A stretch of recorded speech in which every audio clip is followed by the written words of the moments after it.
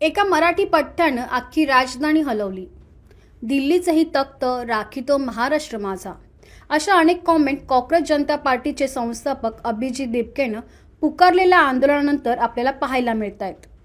Cockroach जनता पार्टीच्या आंदोलनाला पाठिंबा देण्यासाठी राजकीय नेत्यांनंतर आता मराठी सिनेसृष्टीतील काही मोजक्या कलाकारांनंतर बॉलिवूडही पुढे सरसावलंय.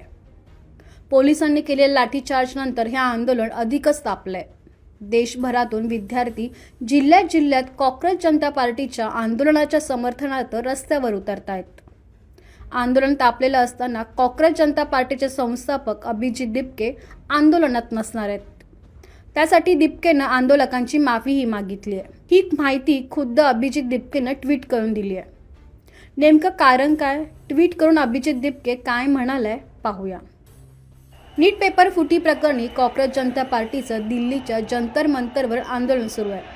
केंद्रीय शिक्षण मंत्री धर्मेंद्र प्रधान यांच्या राजीनाम्याची मागणी विद्यार्थी करतायत. आज आंदोलनाचा 23वा दिवस.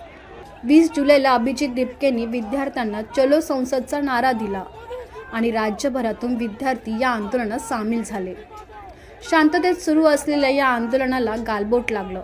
पोलिसांनी विद्यार्थ्यांवर लाठीचार्ज केला. यानंतर राजकीय पक्षांनी पुढाकार घेत पाठिंबा दिला.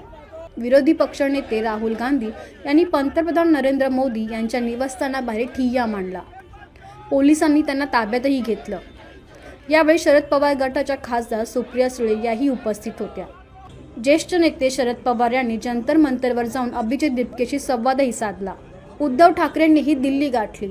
उद्धव ठाकरे, संजय राऊत, विनायक राऊत यांनी विद्यार्थ्यांशी संवाद साधला. राज ठाकरेंनी मुंबईतून विद्यार्थ्यांना पाठिंबा दिला. तर तामिळनाडूचे मुख्यमंत्री विजय थालापती यांनी आंदोलनस्थळी विद्यार्थ्यांची भेट घेतली.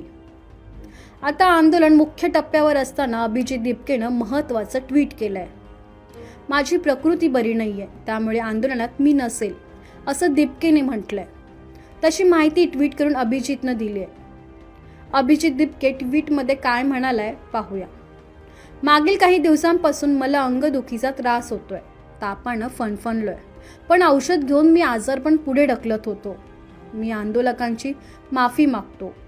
मी आज जंतर मंतरवर हजर नसेल. मला काही वेळ द्या.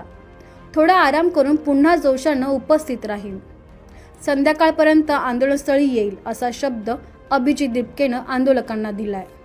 कॉक्रोच जनता पार्टीच्या आंदोलनाचा आजचा 23वा दिवस असताना सुरुवातीपासूनच अभिजित दिपके आंदोलनस्थळी उपस्थित होता. दरम्यान सामाजिक कार्यकर्ते सोनम वांगचुक यांनीही उपोषण सुरू केलं.